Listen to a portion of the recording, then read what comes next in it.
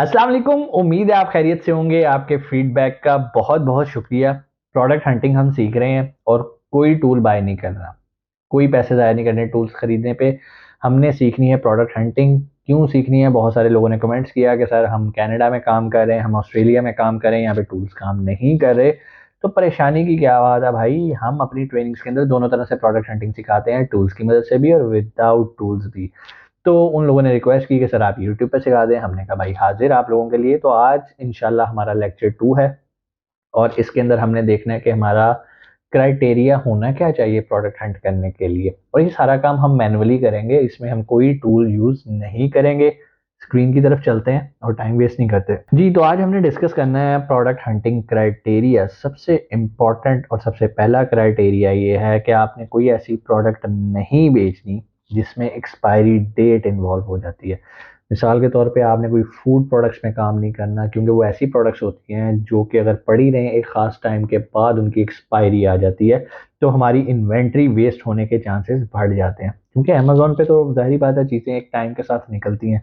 इसके अलावा food items हो गई, टायर्स हो गए, टायर गाड़ियों के टायर, उनकी भी एक एक्सपायरी डेट होती है।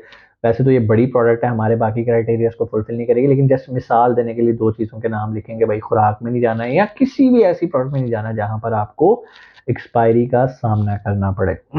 उसके बाद आ जाता है जी less chances of return and claims. आपने कोई ऐसी प्रोडक्ट सेलेक्ट नहीं करनी जिसमें आपको पता हो कि भाई इसमें क्लेम आने के चांसेस है। मिसाल के तौर पे आपने कोई इलेक्ट्रॉनिक गैजेट बेचा जो आपको पता है कि यार ड्यूरिंग शिपिंग जो है ना, अगर इसके अंदर सर्किट का कोई छोटा सा टांका भी टूट गया ना तो ये नहीं चलेगा, और कस्टमर क्या करेगा, रिटर्न कर देगा, वापस कर देगा। और अमेजोन को ये पसंद नहीं है अगर आपको बहुत ज़्यादा रिफंड्स और रिटर्न्स और क्लेम्स वगैरह आए। तो आपने ऐसी प्रोडक्ट्स को करना है अवॉइड। ठीक है जी। उसके बाद आया था जी आपने ट्रेंडी प्रोडक्ट्स को अवॉइड करना है, सीजनल को अवॉइड करना है, फ्रेजाइल को करना है और फैशन रिलेटेड प्रोडक्ट्स को करना है। ऐसा क्यों होता है मैं थोड़ा सा एक्सप्लेन कर देता हूँ। ट्रेंडी प्रोडक्ट से मुराद ये है कि कोई ऐसी प्रोडक्ट जिसका ट्रेंड आया, आपने एनालाइज किया कि यार इसकी सेल बहुत बढ़ गई है, आपने उस पर काम शुरू कर दिया, स्टॉक खरीद लिया, अचानक उसका ट्रेंड खत्म हो गया, आप क्या करेंगे? कुछ भी नहीं कर सकते ना, वो सारी इन्वेंट्री आपकी ज़ाया हो जाएगी। जैसे एक टाइम आया मास्क, धड़ाधड़ मास्क बिका, उसके बाद जितने लोगों ने मास्क का स्टॉक किया हुआ था वो सारा एक तरह का वेस्ट ही हुआ या औने पोने आपने बेचा। फिर इसी तरह एक फिजिट स्पिनर आया, एक पॉपिट आया। ये ऐसी प्रोडक्ट्स थी जो कि एक ट्रेंडी प्रोडक्ट्स थी, लोगों ने लॉन्च की, स्टॉक रखा, बाद में वो ज़ाया हो गया। उसके बाद आ जाते हैं सीजनल प्रोडक्ट। मिसाल के तौर पे आप कोई ऐसी प्रोडक्ट पिक कर लेते हैं जो कि सिर्फ गर्मियों में इस्तेमाल होती है, तो सर्दियों में क्या करेंगे? सर्दियों में क्या बेचेंगे? कोई आपसे खरीदेगा ही नहीं। हमने ऐसी प्रोडक्ट ढूंढनी है जो कि साल हर साल चलती है, ठीक है, इसका ताल्लुक किसी भी सीजन से नहीं है। उसके बाद आती है फ्रिजेल। फ्रिजेल का मतलब है कोई ऐसी प्रोडक्ट ना हो जो टूटने वाली हो। शीशे की प्रोडक्ट हो गई, प्लास्टिक की प्रोडक्ट हो गई, या कोई भी ऐसी प्रोडक्ट जो आपको लगता है कि ड्यूरिंग शिपिंग टूटने के चांसेस मौजूद हैं, आपने ऐसी प्रोडक्ट में काम नहीं करना। ठीक है, बेशक हम जितना मर्जी कह लेंगे सर हमने तो इन्वेंट्री अमेजोन के पास रखवाई होती है, तो भाई जिसके पास मर्जी रखवाई हो, जब वो शिपिंग वाले जाके देकर आते हैं तो टूटने के चांसेस तो होते हैं। तो हमने ऐसी प्रोडक्ट को अवॉइड कर लेना। ठीक है जी। उसके बाद आ जाते हैं फैशन। फैशन का ताल्लुक भी एक तरह का ट्रेंडी से ही है। फैशन आता है, फैशन चला जाता है। एक टाइम आया बेल बॉटम जीन्स का ट्रेंड आ गया, फिर एक फैशन आया कि जीन्स के ऊपर जो है ना वो कोई शेड आ रहा होता है, जिस तरह आपने अक्सर देखा होगा, उसका एक फैशन आया। फिर आया जी जीन्स के अंदर लाइनें, जैसा लगता था फटी हुई जीन्स पहनी हुई है, उस तरह का ट्रेंड आ गया। फिर वो बैगी जीन्स का आ गया, ऐसा लगता था कि पीछे से भी जीन्स उतरने लगी है। कहने का मतलब ये है कि अगर आपने इन्वेंट्री स्टॉक कर ली तैयार करवा के और उस चीज़ का फैशन ख़त्म हो गया और वो आउटडेटेड हो गई, तो आप इन्वेंट्री का क्या करेंगे? फैशन या गारमेंट्स या इस तरह की चीज़ें ये उन लोगों को सूट करती हैं जिनकी अपनी मैन्युफैक्चरिंग या अपनी फैक्ट्री है, वो रिस्क ले सकते हैं कि भाई अमेजोन पे नहीं बिकेगी ना तो हम कहीं और बेच लेंगे। लेकिन अगर आप सिर्फ इसे अमेजोन पे बेच रहे हैं तो फिर फैशन कैटेगरी आपको थोड़ा सा तंग कर सकती है। उसके बाद आ जाते हैं जी आपने अवॉइड करना है लिक्विड्स को, बैटरीज को, मैग्नेट्स को। क्यों? ये डेंजरस गुड्स और हैजार्डस गुड्स में आती हैं। ठीक है, अमेजोन इनको अलाउ नहीं करता कि आप इनको बेचो। इनको बेचने के लिए आपको अच्छी खासी सर्टिफिकेशंस और अमेजोन के साथ बहस और उसे कन्विंस करना पड़ता है, तब आप इस तरह की प्रोडक्ट्स को बेच सकते हैं। अदरवाइज अगर आप बेचेंगे तो अमेजोन आपकी लिस्ट उड़ा देगा और आपकी अकाउंट हेल्थ भी खराब होगी। उसके बाद आ जाते हैं जी, आपने ऐसी प्रोडक्ट्स को अवॉइड करना है जहां पर कस्टमर की सपोर्ट आपको रिक्वायर होती है। कस्टमर सपोर्ट से क्या मुराद है कि आप कोई पजल बेच रहे हैं, बच्चों का टॉय है जिसको असेंबल करने के लिए बार बार बायर आपसे रब्ता कर रहा है कि भाई मैं ये कैसे करूं, मैं वो कैसे करूं, मुझे मैनुअल नहीं मिला, मैनुअल में ये लिखा हुआ है, मुझे समझ नहीं आ रही। तो आपने ऐसी टेंशन वाली प्रोडक्ट पे नहीं जाना है। इलेक्ट्रॉनिक प्रोडक्ट्स को अवॉइड करना है। प्री फैब्रिकेटेड प्रोडक्ट्स, मिसाल के तौर पे प्री फैब्रिकेटेड से आपने आइकिया का नाम सुना होगा। आपने कोई ऐसा फर्नीचर नहीं बेचना या ऐसी कोई चेयर टेबल नहीं बेचनी जो कि फोल्ड हो जाती है या जो कस्टमर बाय करने के बाद उसको असेंबल करता है। तो मिसाल के तौर पे उसके पास कोई स्क्रू कम चला गया या वो प्रॉपर तरीके से नहीं कर सका, तो वो अल्टीमेटली तंग आके आपको रिटर्न कर देगा वो प्रोडक्ट। इलेक्ट्रॉनिक्स में भी सेम इशू है। बहुत सारी इलेक्ट्रॉनिक प्रोडक्ट्स हैं जिनके साथ प्रॉपर मैनुअल है और वो कस्टमर बार बार आपको तंग करेगा कि भाई मुझे इसकी सपोर्ट दो, मुझे समझाओ ये कैसे यूज करनी है। उसके बाद आ जाते हैं, आपने कोई ऐसी प्रोडक्ट नहीं बेचनी जिसमें ब्रांड डोमिनेंसी बहुत ज़्यादा हो, अमेजोन की डोमिनेंस बहुत ज़्यादा हो और एफपीएम डोमिनेंस ज़्यादा हो।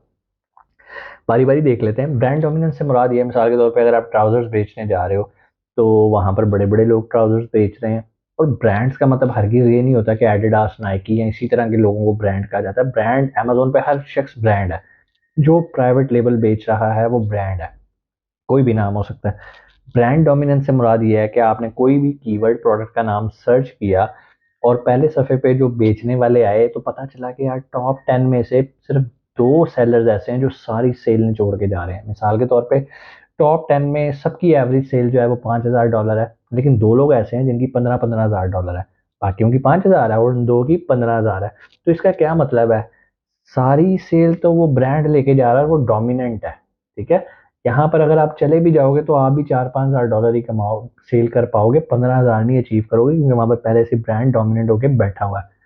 उसके बाद अमेजोन, आपको पता है अमेजोन खुद भी प्रोडक्ट्स बेच रहा हो रहा है, बेच रहा होता है। तो अगर अमेजोन वहां पर मौजूद है तो इसका मतलब है कि आपको बड़ा केयरफुल चलना है। अगरचे हमारे क्राइटेरिया में होता है कि टॉप 10 में अगर 2 बार अमेजोन मौजूद भी है तो आपको परेशान होने की बात नहीं है, लेकिन परेशान होने की बात तब है कि अमेजोन मौजूद है और डोमिनेंट भी है। वहां पर आपके लिए सेल निकालना मसला होएगा। फिर नो एफबीएम डोमिनेंस, आपने कोई ऐसी प्रोडक्ट नहीं बेचनी जहां पर आपके जो कंपेटिटर हैं वो एफबीएम कर रहे हो। क्यों? अगर वो एफबीएम कर रहे होंगे तो इसका मतलब है कि वो प्राइस में आपको कंपटीशन देंगे। वो अमेजोन को तो एफबीए चार्जेस पे नहीं करे। जब वो अमेजोन को एफबीए चार्जेस नहीं पे करे तो उनकी सेलिंग प्राइस आपकी सेलिंग प्राइस से डिफरेंट होगी, क्योंकि आप तो एफबीए कर रहे हैं। क्यों कर रहे हैं? हम पाकिस्तान में बैठे हैं। हाँ, अगर आप ऑस्ट्रेलिया में बैठे हैं, कनाडा में बैठे हैं, यूएसए में बैठे हैं और आप भी एफबीएम ही कर रहे हैं तो फिर आप घुस जाओ। क्यों? आपकी सेलिंग मेथड आपके कंपेटिटर के सेलिंग मेथड जैसा ही होना चाहिए, तभी आप प्राइस में उन्हें कम्पीट कर सकेंगे। उम्मीद है आपको समझ में आया होगा ये पॉइंट। उसके बाद आ जाते हैं जी गेटेड प्रोडक्ट्स। गेटेड प्रोडक्ट्स से मुराद ऐसी प्रोडक्ट्स होती हैं जिसमें आपको अमेजोन से अप्रूवल लेनी पड़ती हैं, सर्टिफिकेशन दिखानी पड़ती हैं। तो ऐसी प्रोडक्ट्स को आपने अवॉइड करना है। ठीक है, मैंने क्लियर लिखा है, avoid gated products which required some certification and Amazon approval. Price war नहीं होनी चाहिए भाई। आप जब पूरा डाटा उसका एनालाइज करो, आपके कंपेटिटर्स कब से बेच रहे हैं, उनकी जब उन्होंने स्टार्ट किया तब प्राइस क्या क्या थी और आज प्रोडक्ट की प्राइस क्या। मिसाल के तौर पे एक प्रोडक्ट अगर किसी ने लॉन्च की किसी टाइम पे और वो भी स्टार्ट हुई तो उसकी स्टार्टिंग प्राइस $20 थी। अब उस प्रोडक्ट को लॉन्च हुए कम से कम 3 साल हो गए हैं और आज उसकी प्राइस जो है वो $18 है। इसका मतलब है कि कंपेटिटर इतने बैठे हैं कि प्राइस वॉर चल रही है। किसी ने 50 सेंट्स कम किए तो दूसरे ने 20 सेंट्स कम कर दिए, फिर उसने 10 सेंट्स कम किए। तो इसमें आप कमाओगे क्या? कुछ भी नहीं कमा सकोगे। जहाँ प्राइस वॉर होती है वहां पर हमारा जो थर्ड प्रिंसिपल है वो फ्लॉप हो जाता है, और वो क्या है? गुड प्रॉफिट मार्जिन, जो कि हमने लेक्चर 1 के अंदर देखा था। उसके बाद आया था जी वेरिएशंस, इन्हें अवॉइड करना। वेरिएशंस क्या होती हैं? वेरिएशंस कहते हैं वैरायटी को। मिसाल के तौर पे अगर कोई टी शर्ट है और वो 5-6 साइजेस में अवेलेबल है तो आपने देखा होगा अमेजोन पे लिखा आ रहा होता है small, extra small, large, extra large, double axle. इनको वेरिएशंस कहते हैं। अब मैं मना क्यों करता हूँ?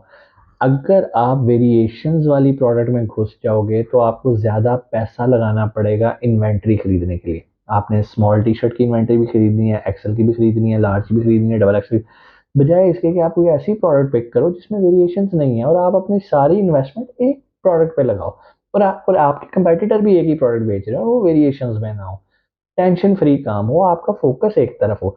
अगर आप ये साइजेस में पढ़ के तो आपको नहीं पता कि यार एक्सेल ज़्यादा बिकेगा, लार्ज ज़्यादा बिकेगा, स्मॉल ज़्यादा बिकेगा, आप तो इनकी इन्वेंट्रियों की झमेले में ना पड़े रहेंगे। हाँ, अगर आपकी अपनी मैन्युफैक्चरिंग है और आपको ये कोई टेंशन नहीं है इन्वेंट्री मैनेज करना, then you can go for it. ठीक है। उसके बाद हमारा जो आज का लास्ट पॉइंट है वो है अवॉइड पेटेंट्स, कॉपीराइट्स। ठीक है, आपने कोई ऐसी प्रोडक्ट नहीं बेचनी जो कि किसी ब्रांड के कॉपीराइट को कॉन्फ्लिक्ट कर रही हो। ठीक है, बहुत सारे आपको फ्रीलांसर्स मिल जाएंगे जो कि कुछ पैसे लेके आपको ये रिसर्च करके बता देंगे कि आपकी प्रोडक्ट पेटेंट है या नहीं, लेकिन अगर आप उन्हें भी पैसे नहीं देना चाहते तो आप पेटेंट्स डॉट गूगल पे जाके भी इस प्रोडक्ट का नाम लिखें, और उस नाम पे अगर किसी ने कोई पेटेंट रजिस्टर करवाया है आपकी प्रोडक्ट का, तो वो सारा डाटा निकल के सामने आ जाएगा और आपको पता चल जाएगा कि यार ये प्रोडक्ट पेटेंट है या नहीं। लेकिन अगर आप इतने एक्सपर्ट नहीं हैं तो मैं आपको यही रिकमेंड करूंगा कि आप कोई फ्रीलांसर हायर कर लें। वो बहुत ज़्यादा पैसे नहीं वो लेगा, थोड़े से पैसे लेगा और आपको पूरी रिसर्च करके बता देगा कि आपकी प्रोडक्ट पेटेंट है या नहीं, और अगर है तो किन किन मार्केट प्लेसेस के अंदर है। उम्मीद है आपको ये जो प्रोडक्ट हंटिंग क्राइटेरिया है ये समझ में आया होगा। इसके बगैर आप प्रोडक्ट हंटिंग नहीं कर सकते, चाहे वो टूल की मदद से हो चाहे वो विदाउट टूल हो।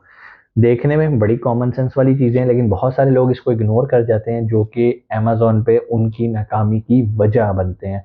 कोई भी सवाल नीचे कमेंट सेक्शन में आके आप पूछ सकते हैं। इंशाल्लाह आपसे मुलाकात होती है अगले लेक्चर में। अपना बहुत सारा ख्याल रखिएगा। पाकिस्तान जिंदाबाद।